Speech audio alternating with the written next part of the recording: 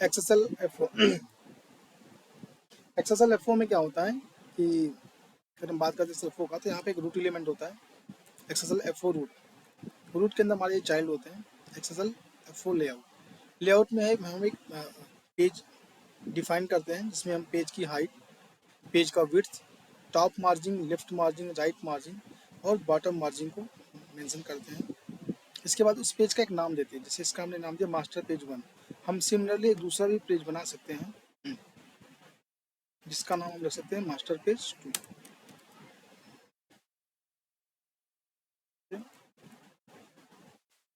तो हमारे books jobs में 2 मास्टर पेज हो गए। और सिमिलरली हो सकता है कि हम दो तरीके के पेज बनाना चाहते हैं। किसी मान लीजिए हमें ये टॉप मार्जिन लेफ्ट मार्जिन को हमें 20 करना हो या 30 करना हो, तो उसके अकॉर्डिंग हम यहाँ पर चेंजेस करते हैं। और ये हमारे दो अलग अलग फॉर्मेट्स हो गए, जिसमें हमारा क्या है, जो पेज की मार्जिन है टॉप लेफ्ट राइट मार्जिन वो चेंज है दोनों पेज के अंदर। एक में 20-20 है, दूसरे में 30-30 समथिंग है, जो भी चेंजेस है दोनों के अकॉर्डिंग। इसके बाद हमने इसका नाम रखा पेज मास्टर 2। ओके, हमने इसको सेव कर दिया। इसमें कुछ कंटेंट लिखा हुआ है, लाइक एग्जाम्पल हम जाते हैं। इसके बाद हमारा इसको हम क्लोज करते हैं।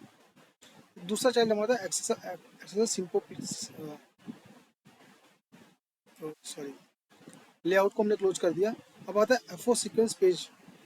ये हमारा मल्टीपल हो सकता है। इसके लिए क्या नियम होता है कि मल्टीपल हो सकता है, हर पेज के लिए एक डिफाइन होता है। जैसे मास्टर 1 के लिए अलग है, मास्टर 2 होगा तो ये अलग बनेगा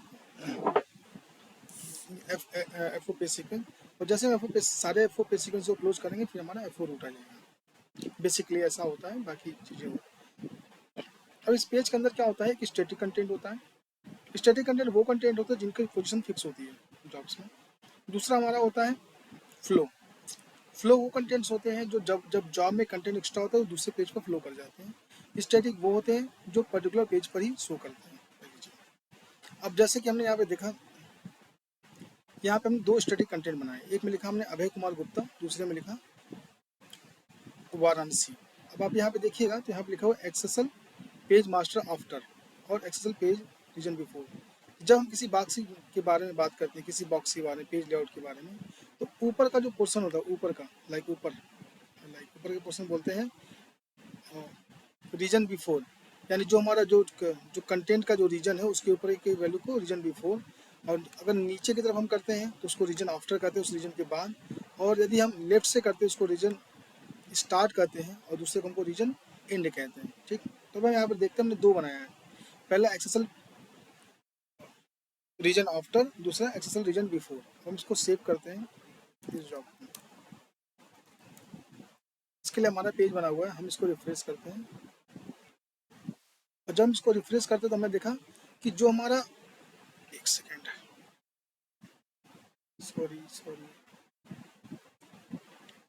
जो हमारा अभय कुमार गुप्ता वो किसमें एक्सेसल रीजन आफ्टर में है। यानी जो हमारा पेज का रीजन ये बना हुआ है, इसके जो आफ्टर में भी आप जाइएगा तो यहाँ पे है अभय कुमार गुप्ता, और ये हमारा रीजन स्टार्ट में है, रीजन के स्टार्ट में वाराणसी है। ठीक है। अब और इसी के साथ साथ अगर हम सपोज दैट हम और भी चीज़ें चेक करना चाहते हैं स्टैटिक कंटेंट के रिगार्डिंग, हमने यहाँ पे लिखा रीजन स्टार्ट।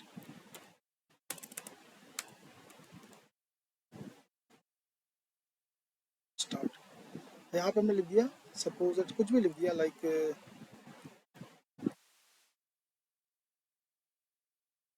लिख दिया इंडिया। हम इसको सेव करते हैं। इसके रिगार्डिंग हम इसको रिफ्रेश करते हैं। हम यहाँ पे क्या देखते हैं, क्या कहीं यहाँ पे इंडिया लिखा आ रहा है? नहीं आ रहा, यानी हमारा एक ये नहीं आ रहा। हम देखेंगे क्यों नहीं आ रहा। ठीक है, ओके, इंडिया क्यों नहीं आ रहा वो बता देते हैं। जब भी हम स्टैटिक पेज बनाते हैं रीजन आफ्टर रीजन बिफोर, तो हम यहाँ पे उसके पहले उसको डिफाइन करते हैं कि वो क्या होगा, उसका वैल्यू क्या होगी। तो जैसे हमने रीजन आफ्टर डिफाइन किया, बिफोर किया, अब हम यहाँ पे डिफाइन करेंगे जिसमें हमने इंडिया लिखा है वो क्या हमारा रीजन स्टार्ट है। सिमिलरली हम यहाँ पे लिखेंगे F4 reason start, START start. अब हम इसको रिफ्रेश करके देखते हैं कि अब क्या वैल्यू आता है इंडिया या नहीं आता।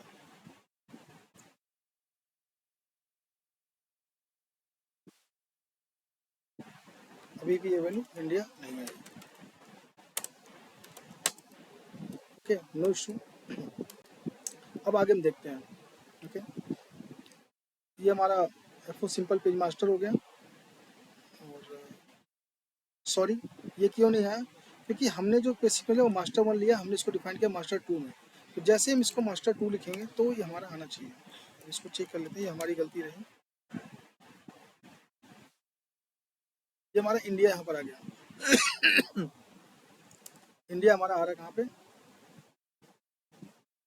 रीजन स्टार्ट में। ओके, और सिमिलरली हम रीजन एंड लिख करके देखते हैं क्या होता है।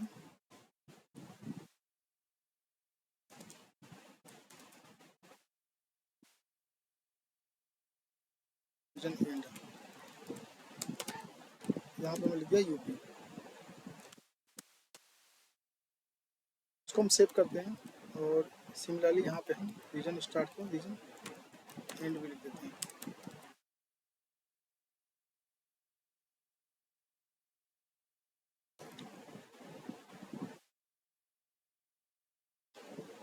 यहाँ यूपी आ गया, यानी ये हमारा रीजन स्टार्ट में हो गया, ये हमारा रीजन एंड में हो गया।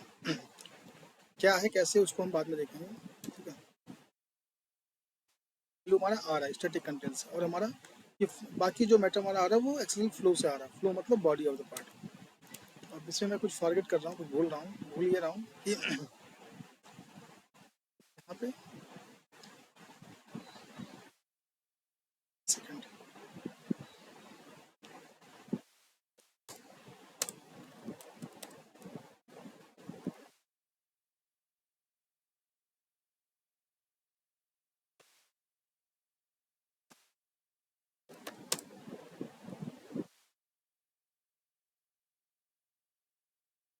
इसमें हम कलर लगाते हैं, इसके बाद देखते कलर लगा देंगे। ठीक है, okay. Colour is equal to red. अब इसका क्या इम्पैक्ट आता है, कोई इम्पैक्ट आता है या नहीं आता।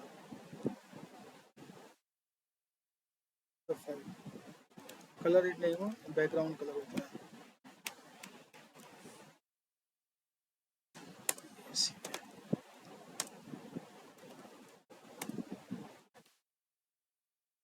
शायद ये आ जाए, आई डोंट नो।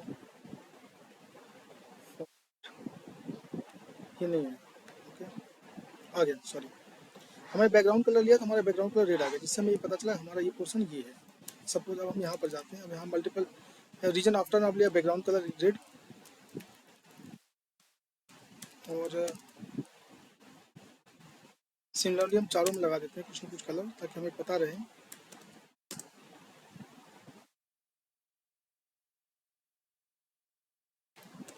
क्योंकि जब आप बिगनर्स होते हो तो आप कलर डाल के चेक करते हो कि क्या चीज़ें कहाँ से आ रही हैं, ताकि आपको बेटर अंडरस्टैंडिंग हो जाए। रेड के बाद येलो हो गया, ये हो गया, पिंक हो गया, ORA। हमने इसको सेव किया। तो आप ये देखिएगा तो आपको इसको कैसे कहते हैं, इसमें एक होता है पेज विड्थ करके होता है। व्यू में जाएंगे हम, और page fit width width, sorry ये नहीं। तो अब हमें दिख गया कि हमारा जो इंडिया आ रहा है वो कहाँ आ रहा है, हमारा स्टार्ट में आ रहा है, यूपी हमारा एंड में आ रहा है, और वाराणसी हमारा रीजन B4 में आ रहा है, और ये इसमें आ रहा है। ठीक है, ये फॉन्ट साइज जो हमारा फ्लो का कैरेक्टर है। अब यहाँ पे ये चीज़ काफ़ी और सी लग रही है, जो आगे स्पेस जो छूटा हुआ है। ठीक है, तो ये स्पेस हमारा कौन सा है, हम यहाँ आते हैं, ये स्पेस हमारा है पेज विड्थ। अगर हम इस पेज विड्थ को घटाते हैं, page width, page height, sorry page, जब हम पेज की बात करते हैं तो हमारा पेज में क्या क्या प्रॉपर्टीज है, इसको हम देखते हैं एक बार।